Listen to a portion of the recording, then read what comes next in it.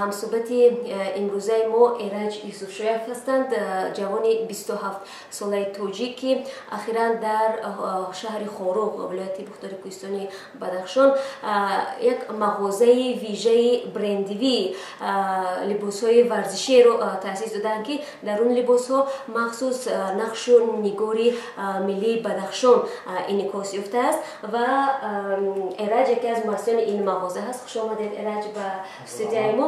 Ва аслан мо мехостем бифаҳмем ки оё идеяи таъсиси ҳамин мағоза аз куҷо пайдо шуд ва чаро маҳз шумо хостед ки дар ҳамон либосҳо рамзҳои Бадахшон бошад?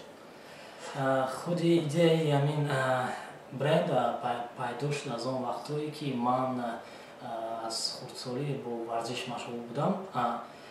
Аз ҳамон вақт мехостам ки як намуди либосе пайдо шавад ки ба халқи тоҷик, умуман ба халқи тоҷик қариб бошад. Ва ман бо як рафиқам ки дар худи ҳозир дар шаҳри Москва ҷойгир ҳаст, таъсис додем ин брендро ки дар худ нақшҳои рамзи ягон миллии худи Бадахшон ҷойгир аст, ҳамон офаридем.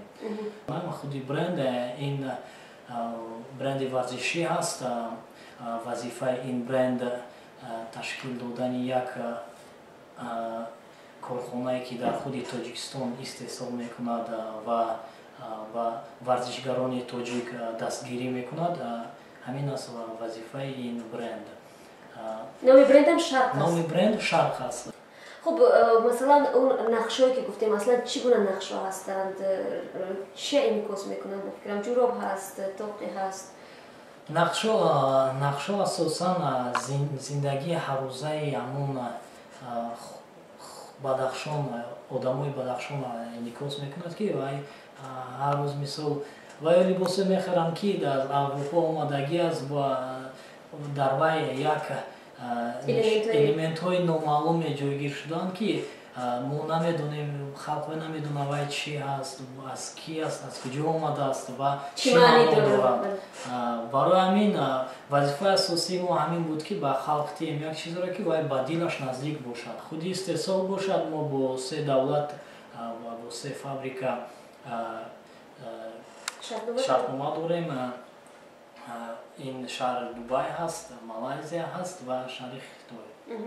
Сифат мо кӯшиш мекунем ки 100% пахтаро истифода барем, барое ки вақте ки варзишгар бо варзиш машғул аст, синтетика ба вай таъсири ҷиддӣ мерасонад. Барои ҳамин агар ки вай 100% пахта бошад, вай ҳам ба вай ба саломатӣ, ҳам ба атрофиёни вай зарар нест. То куҷо боварӣ доред ки ҳамон либосҳое ки шумо истеҳсол мекунед, мисалан варзишгарон аз он истифода хоҳанд кард?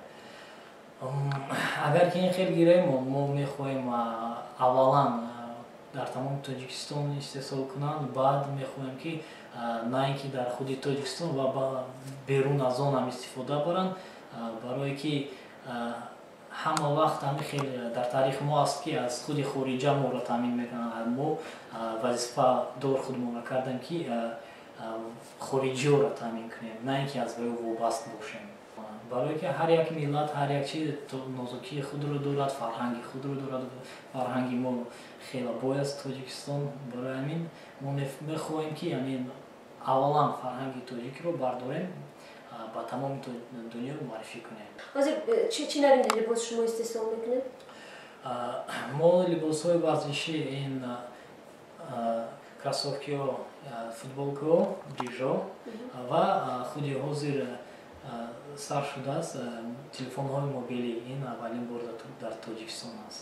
Телефонҳои мобилӣ ки бренди тоҷикӣ аст. Истеҳсол худи ҳозир дар Малайзия ҳаст ва дар оянда мо хоҳиш дорем, як орзуе бигаем мешавад, орзуе дорем ки дар истеҳсолро дар Тоҷикистон кунем.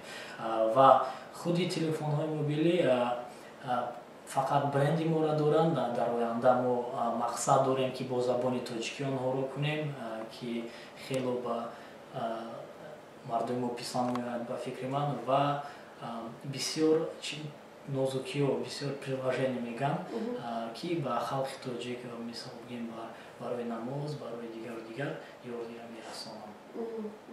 уман ҳадафи шумо аз гӯем даст задан ба ҳамин нави тиҷорат гӯем ё роҳандозии бренди худатон чӣ ҳаст?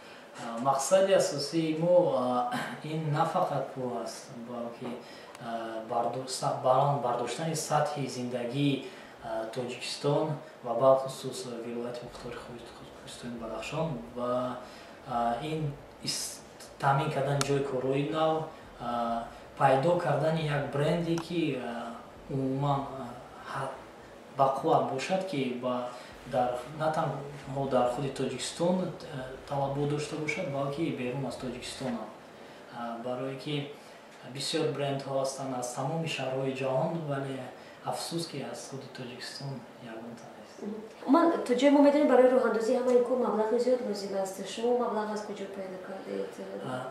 Маблағро мо кредит гирифтагем, то ҳол 1 моҳ шудааст ки кредит гирифтагем, вале афсус бренди мо ба сабабҳои хеле зиёд камтар дер баромад ба бозор.